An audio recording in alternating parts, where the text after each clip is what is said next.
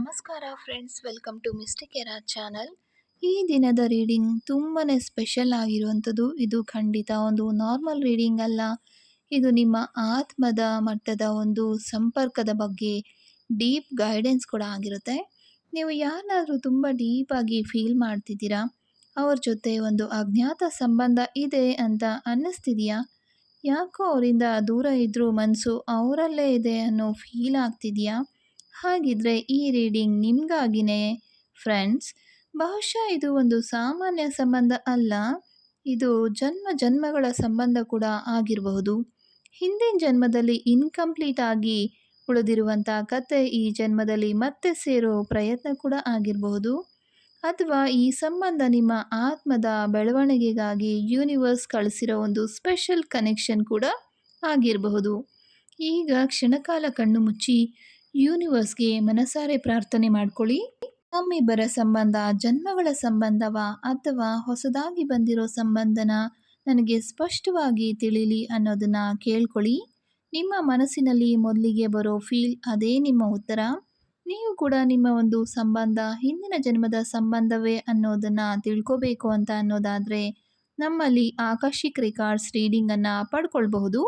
ಇದೊಂದು general reading ಆಗಿರುತ್ತೆ. Personal reading ಬೇಕಾದರೆ ಸ್ಕ್ರೀನ್ನಲ್ಲಿ ಕಾಣ್ತಿರೋ ನಂಬರಲ್ಲಿ ನೀವು ನಮ್ಮನ್ನು ಸಂಪರ್ಕ ಮಾಡಬಹುದು.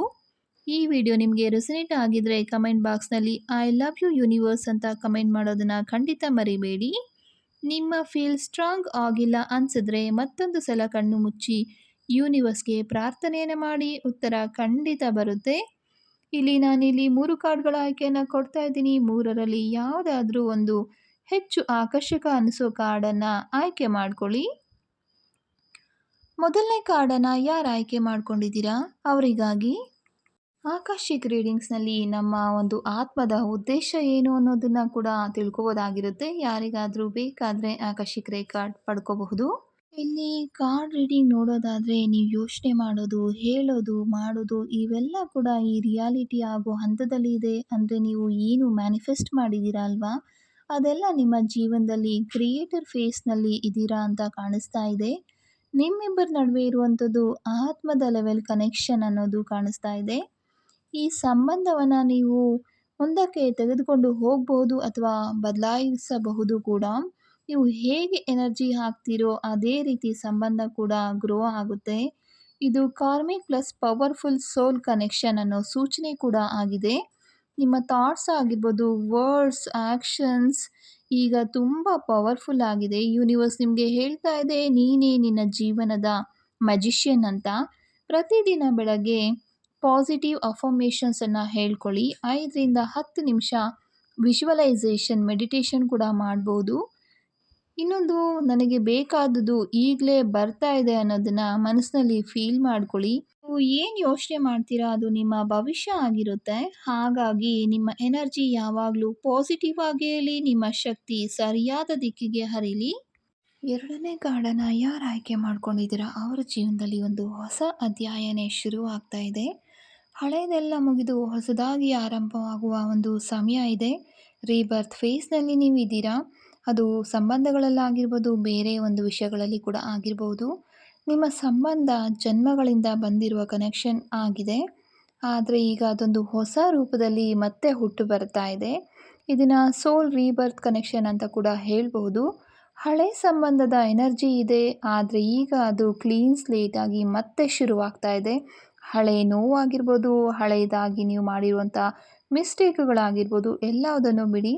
ಹೊಸದಾಗಿ ನಂಬಿಕೆ ಇಡಿ ಮತ್ತು ಬಾಂಡಿಂಗನ್ನು ಕೂಡ ಕ್ರಿಯೇಟ್ ಮಾಡಿ. ಈ ಬಾರಿ ಈ ರಿಲೇಷನ್ಶಿಪ್ಪನ್ನು ಮೆಚ್ಯೂರಾಗಿ ಹ್ಯಾಂಡಲ್ ಮಾಡಿ. ಇಲ್ಲ ಅಂದರೆ ಹಳೆ ಪ್ಯಾಟರ್ನ್ ಮತ್ತೆ ರಿಪೀಟ್ ಆಗೋ ಚಾನ್ಸಸ್ ಇರುತ್ತೆ.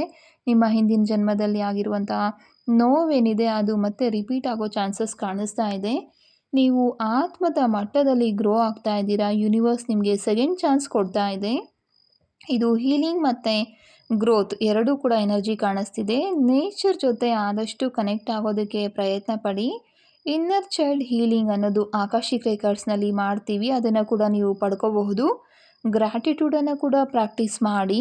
ನಾನು ಹೊಸ ಆರಂಭವನ್ನು ಸ್ವೀಕರಿಸ್ತಾ ಇದ್ದೀನಿ ಅನ್ನೋ ಒಂದು ಅಫರ್ಮೇಷನ್ ಕೂಡ ಹೇಳ್ಕೊಬೋದು.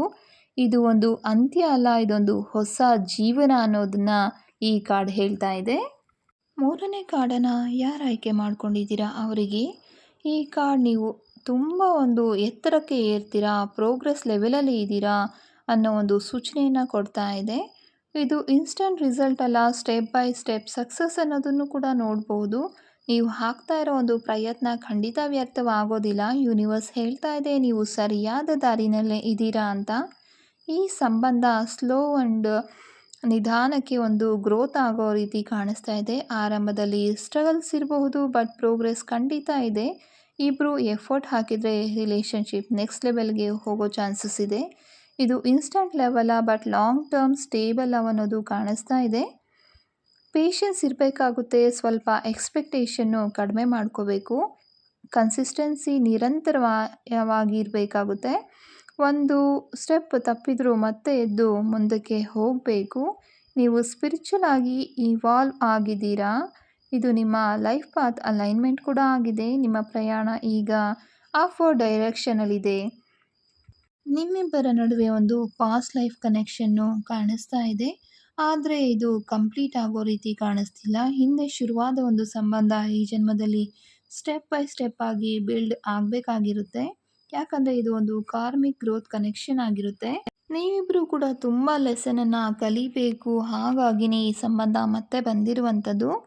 ಈ ಸಂಬಂಧ ನೆಕ್ಸ್ಟ್ ಲೆವೆಲ್ಗೆ ಹೋಗಬೇಕು ಅನ್ನೋದಾದರೆ ಸ್ವಲ್ಪ ಪೇಷನ್ಸ್ ಇರಬೇಕು, ಮತ್ತು ಅದೇ ರಿಪೀಟ್ ಆಗದೇ ಇರೋ ರೀತಿ ಸ್ವಲ್ಪ ಗಮನ ಕೊಡಬೇಕಾಗುತ್ತೆ. ಈಗೋ ಆಗಿರ್ಬೋದು, ಡೌಟ್ ಆಗಿರ್ಬೋದು, ಮತ್ತು ಫಿಯರನ್ನು ಸ್ವಲ್ಪ ಕಡಿಮೆ ಮಾಡ್ಕೊಬೇಕು. ಪ್ರತಿಯೊಂದು ಸ್ಟೆಪ್ ಕೂಡ ಇಂಪಾರ್ಟೆಂಟ್ ಆಗಿರುತ್ತೆ. ಸೊ ಇದೊಂದು ಜರ್ನಿ, ಸೋಲ್ ಲೆವೆಲ್ ಜರ್ನಿ ಆಗಿರುತ್ತೆ. ನೀವಿಬ್ಬರು ಒಟ್ಟಿಗೆ ಇವಾಲ್ವ್ ಆಗಿದ್ದೀರಾ ಅನ್ನೋದು ಕಾಣಿಸ್ತಾ ಇದೆ. ಈಗ ಈ ಸಂಬಂಧವನ್ನು ನಿಧಾನವಾಗಿ ಕಟ್ಕೊಳ್ಳಿ. ಹೌದು, ಹಿಂದಿನ ಜನ್ಮದ ಸಂಬಂಧ, ಆದರೆ ಈ ಜನ್ಮದಲ್ಲಿ ಅದನ್ನು ಮುಂದೆ ತಗೊಂಡು ಹೋಗಲಿಕ್ಕೆ ನೀವಿಬ್ಬರು ಕೂಡ ಎಫರ್ಟ್ ಹಾಕಿದ್ರೆ ಮಾತ್ರ ಸಾಧ್ಯ ಆಗುತ್ತೆ. ಇವತ್ತಿನ ರೀಡಿಂಗ್ ನಿಮಗೆ ಹೇಗನ್ನಿಸ್ತು ಅನ್ನೋದನ್ನ ಕಮೆಂಟ್ನಲ್ಲಿ ಹೇಳಿ. ನಿಮ್ಮ ಜೀವನದಲ್ಲಿ ನಡೆಯೋದೆಲ್ಲ ಕೂಡ ಯೂನಿವರ್ಸ್ನ ಪ್ಲಾನ್ ಆಗಿರುತ್ತೆ. ಮುಂದಿನ ವಿಡಿಯೋದಲ್ಲಿ ಮತ್ತೆ ಭೇಟಿಯಾಗೋಣ. ಅಲ್ಲಿವರೆಗೂ ಮಿಸ್ಟಿಕ್ ಎರ ಚಾನಲನ್ನು ನೋಡ್ತಾ ಇರಿ. ಧನ್ಯವಾದಗಳು.